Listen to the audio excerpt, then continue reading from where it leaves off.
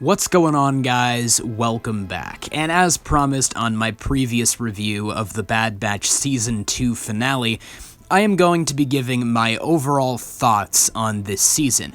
Now, I've already made 5 videos on this season talking about every episode individually, breaking down the different themes and character arcs, so if you want to hear my in-depth thoughts on specific aspects of this show, feel free to go back and listen to those reviews. This video will be more of a general overview of this season, discussing its strengths and weaknesses, comparing it to Season 1, and explaining why I think this show is so great. The first thing this season deserves to be given credit for is that in retrospect, it can be seen that every single episode contributed to the show overall, even if it was in a small way. Keep in mind, I don't even love some of these episodes. Episodes 4 and 5, Faster and Entombed, are still very forgettable to me, but I can see the reason for their existence. Episode 4 foreshadows Sid's eventual betrayal, and Episode 5 was necessary to establish Fee as a trustworthy ally for the Bad Batch. Although they are disposable from a story perspective, they do serve a purpose. Even episodes that seem kind of inconsequential, like Tribe or Retrieval, are meaningful because they remind us of what the Bad Batch's true purpose is when they aren't working for people like Sid who clearly don't care about their well-being. They could be out there helping people, eliminating these smaller threats across the galaxy. Episode 9 doesn't contain any major story developments, but it does provide some much-needed development for Tech's character. As much as I love Season 1, when looking back, I realized that it has a very noticeable dip in quality around the midpoint. On the other hand, this season has a very strong midpoint that serves a purpose on a small and large scale.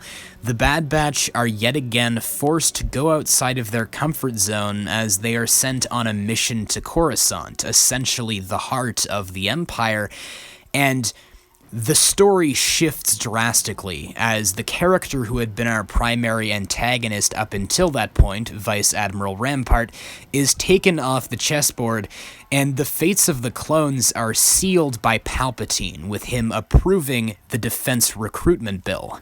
In my opinion, the worst episode of the entire series is still Episode 4 of Season 1, because it doesn't have any of what I just talked about. There's no meaningful character development. The story doesn't move forward at all. Literally nothing happens in it. The only purpose it serves is to establish Fennec Shand as a character who reappears in the mid-season arc and doesn't really do anything? I'm not kidding. In Episode 8 of Season 1, Cad Bane is given a badass reintroduction sequence, with him taking out Hunter and kidnapping Omega, seemingly setting in motion the plot for the rest of the season, but in the next episode, Omega is rescued by the Bad Batch, Fennec shows up, has a quick fight with Cad Bane, sabotages his ship, leaving him stranded, and neither of them are ever seen again. Nothing of consequence happens. The argument could be made that that experience served as a wake-up call for the Bad Batch, that they needed to be more protective of Omega, but I don't think that argument holds a lot of merit, because in the context of the show, it isn't given enough time.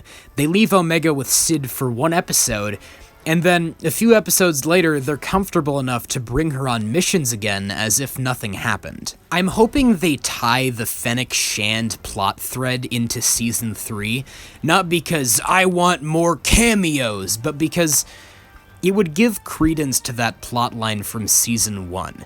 As we know, Nala Se hired Fennec to keep Omega safe, but called her off once she knew the Bad Batch were willing to protect her. But now that Omega's been taken into custody at Mount Tantus, perhaps Nala Se will call on Fennec's help again.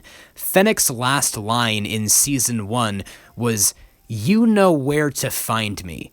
So perhaps she has a way of tracking Nala Se, and the Bad Batch will have to ally with her in order to locate Omega and Crosshair. I don't know. I just want there to be a reason for Fennec being in the show in the first place. Now, I've already made an entire video breaking down how a reliance on cameos rather than substantive storytelling is becoming a serious problem in modern films and TV shows, but I will briefly give you my criteria for what I think makes a good cameo. Firstly, the character appearing must make sense and fit logically within the story. They should serve a purpose in the story beyond shallow fan service, and they must act consistent with who they were established to be in previous forms of media. Let's take a look at a cameo that doesn't fit this criteria: Zeb in The Mandalorian Season 3. In one of the most recent episodes of The Mandalorian, the character Zeb from Star Wars Rebels makes a brief appearance talking to the New Republic officer Carson Teva. On the surface level, this makes sense. Zeb was a member of the Rebellion, so why would he not be assisting the New Republic in the wake of the Empire's destruction? It seems like a bit of harmless fan service for people who like Rebels. I've been rewatching that show myself recently, so you'd think I'd be excited about seeing a character I like. Well, no. Because when I actually analyzed the scene and the actions his character takes, it completely fell apart. In this scene, Carson Teva informs the New Republic that Greef Karga and the people of Navarro are under attack by a pirate gang which he assumes is in connection with Moff Gideon somehow. But his superior tells him that they can't get involved because Navarro isn't a part of the New Republic. How does Zeb respond to this? He says, "Man, I really hope the people of Navarro would make it," and sits down at a bar to have a drink. Am I the only one who sees what's wrong with this? Zeb's people, the Lasat, were massacred by the Empire, which I presume was his reason for joining the rebellion to begin with, to prevent anyone from suffering the same loss he did. But now you're trying to tell me that he would sit back as innocent people die on his watch? I don't buy that for a second. The entire Ghost crew were freedom fighters trying to liberate people from the Empire's tyrannical rule. This is blatant character assassination. The point I'm trying to make is that simply seeing a character I like isn't enough for me. They need to be supported by sound writing, and while there are a lot of cameos in The Bad Batch, especially in Season 1, Caleb Doom, Harrison Dula, and Captain Rex to name a few, most, if not all of them, still serve a purpose in the story. Hunter's encounter with Caleb Doom at the beginning of The Bad Batch gives him resolve to later help another young Jedi in a similar situation, Gunji in Season 2. In helping Harrison Dula, the Bad Batch are forced to come in conflict with the Empire, something they had been trying to avoid for most of Season 1, and Captain Rex is the physical representation of a different path for the Bad Batch, one that they will inevitably be going on in Season 3, actively participating in the conflict between the clones and the Empire, trying to make a difference. The cameos in Season 1 worked for me because they either helped our characters learn and grow, or forced them to make a decision or pursue a different course of action. They were also consistent with their previous incarnations, and their morality and set of beliefs were kept intact. The same can be said about Season 2, although there were far less cameos this season. The only ones I can think of off the top of my head are Commander Cody, Gunji, Krennic, and Saw Gerrera. But once again, most, if not all of them, service the story rather than the fans. Commander Cody was an essential part of Crosshair's story. His words of wisdom proved influential in his ultimate decision to return to the light. I think the decision to include so many iconic characters in the first season was a logical one, because at that point in time, we were largely unfamiliar with the Bad Batch as characters, so they wanted to ease us into a new story by showing us things we knew. But Season 2 builds off of that by cutting down on the fan service and focusing in on our main group of characters. This season rectified one of the biggest problems with the previous one, that Echo and Tech were neglected for most of it. Well, this season gives them a ton of character development, and alongside Crosshair, they were considered the stars of the show by many people, myself included. I also appreciate that this season wasn't afraid to get dark, because every live-action Star Wars show so far, with an exception of Andor, has seemingly been afraid to show us anything truly violent or disturbing. I legitimately think the most gruesome thing to have happened in any of the Mando shows was in episode 5 of the Book of Boba Fett, when Din Djarin cut a guy in half, and in the next scene we see a single drop of blood falling from the bag containing his severed head. Everything else about those shows feels incredibly sanitized, but this quote-unquote animated family show is willing to go much farther.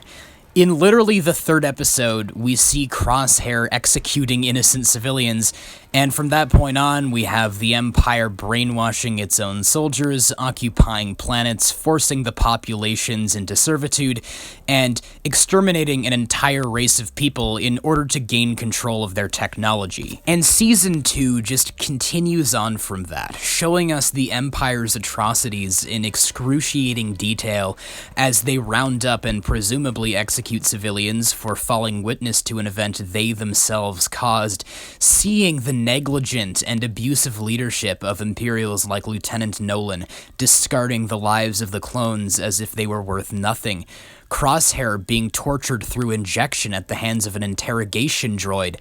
Just a reminder, this season ends with one of our protagonists falling to their death, one of them being tortured to the point where they'll probably never be the same again, and another one, the child no less, is being held for ransom to blackmail someone into compliance. That's some pretty heavy stuff, even for me. The main thing people just can't seem to accept about this show is that it is unfocused. There are a good chunk of episodes that don't further the immediate plot, which I always think is a silly criticism because every show has those kind of episodes. But in this show's case, it's intentional, because this is a story about a group of people trying to discover purpose for the first time in their lives. Of course, there are going to be bumps in the road, and they aren't constantly going to be working their way towards a certain objective. We as people rarely have a specific end goal in sight, and neither do the Bad Batch. They're just trying to get by in a rapidly changing galaxy. Which is what I love about this show, how human it feels despite it being set in a galaxy far, far away. Family is a theme that has been key to Star Wars since its inception, and in my opinion, this show explores that the best of any Star Wars project since the original and prequel trilogies. Star Wars Rebels is a show I was originally unwilling to accept for what it was, but once I got past the mostly childish tone and at times odd animation style, I came to realize that it told a rather poignant story. A story about, guess what? Family. The characters in Star Wars Rebels may have their own flaws and imperfections, but at the end of the day, they are morally good people who are pure of heart. The characters in The Bad Batch are a bit more complex when it comes to their morality. One of the main characters is kind of a bad guy, and yet he's everyone's favorite. Crosshair has done some messed up things, and I don't condone him for that, but I do have immense respect for his willingness to help others at the cost of himself. And so do the Bad Batch, although they've had their disagreements with him, they still try to save him, and I think that rings true for all of us. We may have our disagreements with our families from time to time, but at the end of the day, we still love them and care about their well-being. All of these characters process things differently, and that leads to them going on diverging paths.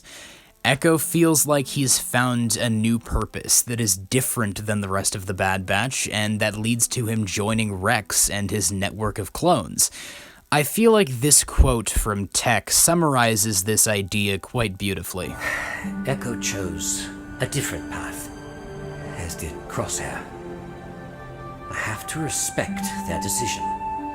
Even though it can be difficult to understand, we must carry on. The creative team on this show have proven to me that this is a story worth telling. Unlike The Mandalorian, which literally doesn't have a story anymore. Mando isn't even the protagonist at this point, but that's a topic for an entirely different video. To answer the question, which is better, Season 1 or Season 2, I honestly don't know. The general consensus seems to be that Season 2 is far stronger than Season 1, but Season 1 was just such a pleasant surprise for me because I had really no expectations for it, and it ended up being absolutely fantastic. So, I thought I knew what to expect going into Season 2, but it blew my expectations out of the water and surpassed them in every way possible. I'll just come out and say it. I think this show is the best thing to have come out of Star Wars since the Clone Wars was canceled over a decade ago. Keep in mind, I'm not even a Disney Star Wars hater. I've enjoyed a lot of the projects that have released under their banner. Rebels, Solo, Rogue One, Andor, they're all really good in my opinion.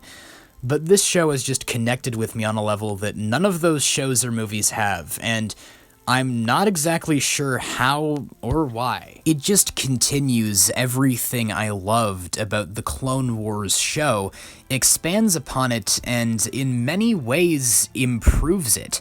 The animation, the themes, the world building. There's real value to this story. It isn't just a dumb animated baby show. That's why I love talking about it, because we rarely get stories like this, especially from corporations like Disney, that have a deeper meaning beyond the surface level. This show may not be perfect, but for every episode like Faster or Entombed, there's a solitary clone or The Outpost, some of the most powerful storytelling in the entire Star Wars franchise. But with all that said, that's about it for my retrospective on The Bad Batch Season 2. What do you guys think? Do you agree with me? Do you disagree with me? What are your thoughts on Season 2? How do you think it compares to Season 1? What are you hoping for out of Season 3? Just whatever your thoughts are, please let me know them all in the comments below. And of course, as always, I hope you guys have a great day. Take care. Bye.